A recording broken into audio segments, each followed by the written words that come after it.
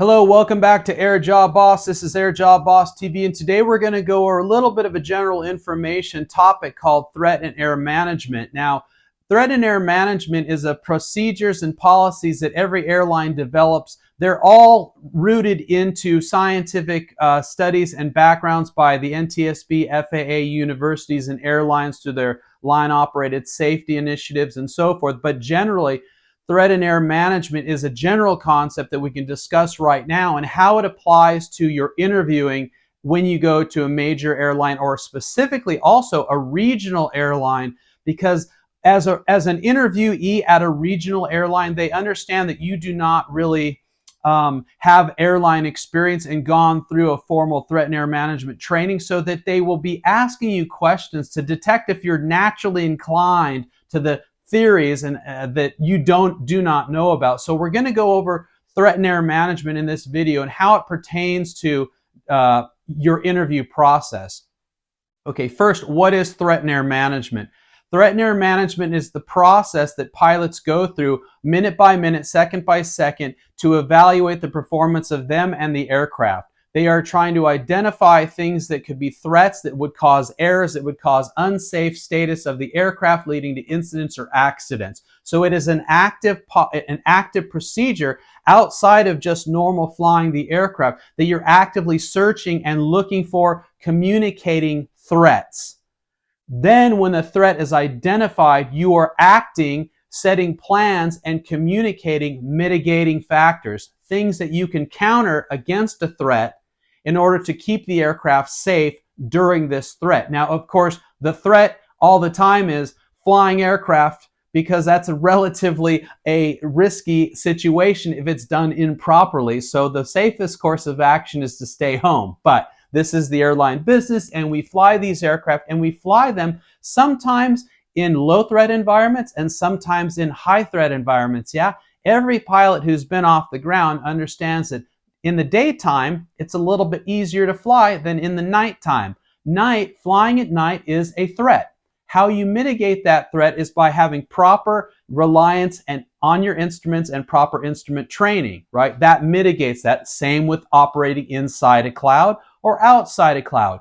In rain, outside of rain. When you're tired, not when you're tired. When you're hungry, when you're not hungry. All these things are considered threats.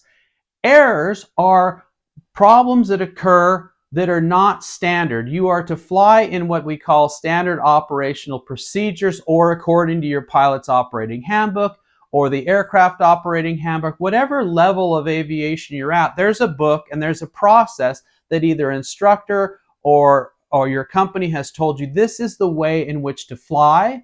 These are the results that you should expect. And anytime you do not fly in regard to the standard operational procedure or instruction, and you're not achieving the results that we're looking for, this is an error. Too many errors could lead to an unsafe status of the aircraft, which leads to an incident or an accident. So errors are always occurring.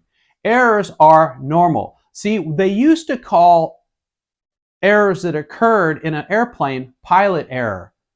But they've decided, due to studies of human beings in general, human beings make the same type of error regardless of they're a race car driver, a surgeon, a pilot, anybody who is using a large degree of skills, hand skills, eye skills, interactive skills, communication, problem solving, analytical thinking, all those core competencies.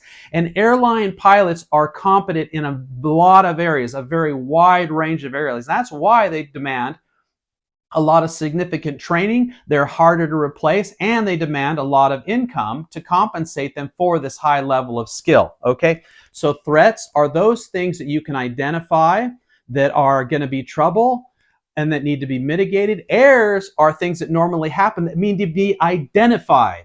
They need to be what they call they call it trapping an error. And that is stopping the error, reversing that error out, correcting the direction of the airplane, and put it back into a safe state. Now, management, threat and error management, is the active process of this.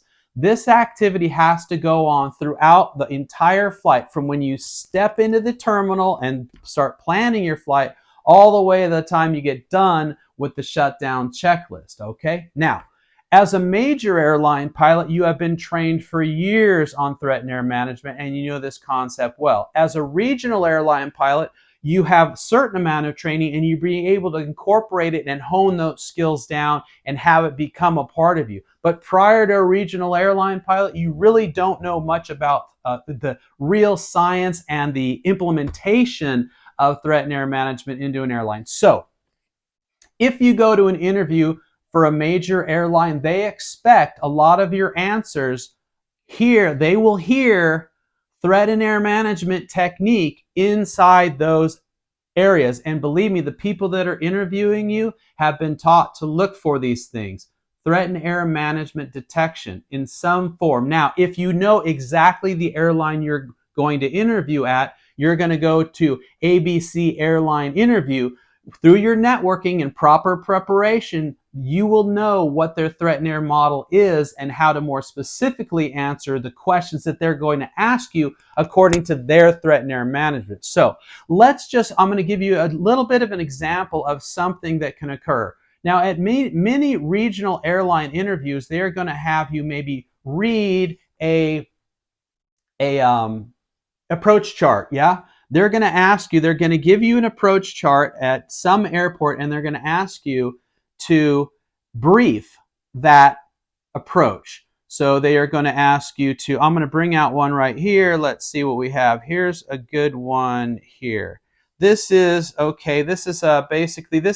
Chicago O'Hare RNAV GPS runway 9 center. And they're going to give you something like this, and they're going to say, could you please brief this approach? Tell me what you would tell your first officer or your captain prior to flying this approach. Now, a lot of people will go, well, okay, I would start with this is Chicago O'Hare International RNAV GPS runway 9 center. The inbound course is 093. We're expecting Ezekiel, and they'll read off some of the components of it. And then they'll go, well, some of the things, there's some terrain over here, some generalities. A lot of airlines have started briefings like this.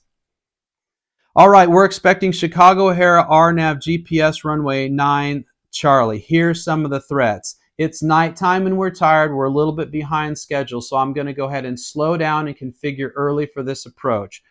Also, we have light rain, so I'm going to select medium on the auto brake system because our landing distance might be longer than if it were dry. The MSA in this area is only 3,000 feet. There are some towers both to the left and the right of the final approach course. So at any time I get to the left or the right outside the course, I need you to tell me course, and we're going to go around to avoid terrain and making a mistake on this approach. If we have to go, we're going to come down, and they have the precision approach lighting is out today on this runway. This is a threat, which means our visibility on glide path to the runway might be a little bit difficult. So I'm going to stay on instrument glide path as low as I can until I get the touchdown zone paint markings in sight. Otherwise, the frequency is 118.5, the inbound course is 093, and our missed approach point is going to be a DA of 873 feet. We're going to exit off the right side, and there's a hot spot in the taxiing procedure because a lot of people cross this taxiway, and they, when they're not cleared, and they can encroach on the parallel runway. So after we exit the runway, we're going to slow down our taxi speed to prevent an error in crossing this runway. Those are the threats I see. Do you have any, I would ask, do you have any mitigating other threats that you see? Any mitigating factors we need to put in place before we begin this approach?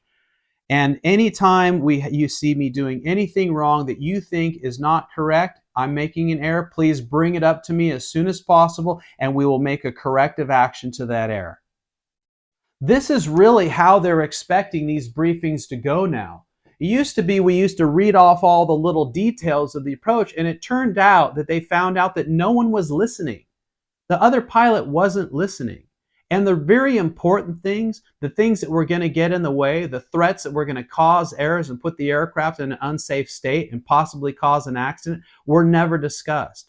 So nowadays, threat and error management is really important as they're asking you questions And it could be a question of, okay, you're going from point A to point B, you have VFR fuel, the weather turns bad at your destination and it requires an alternate, but you don't have one listed. What are you going to do? You're going to go and include in that answer threats and errors that possibly can occur and mitigating or management factors. So it's important that you are cognizant of threat and error management, especially how it's written at that particular company, and you're going to incorporate that into the way you answer interview questions. This is what one-on-one professional preparation can do for you. AirJobBoss, my company, has one-on-one preparation, and before you go into your next airline interview, I would highly suggest you get professional airline preparation through either my company or somebody else, because this might be the only chance you have to get this job at the airline you truly want to work for. And as you step into getting interviewed by a major airline, it is so important that you execute that properly and get that job, because it might be the last job offer, the last interview you get. Anyway, that's it for today. That's threat and error management very generally. We'll go over also crew resource management in the same format. So subscribe, like, and share the video if you think somebody else could be helped by this video. Thank you so much. You can click the link below at airjobboss.com to find out more about the services we provide. Thank you so much. We'll see you next time.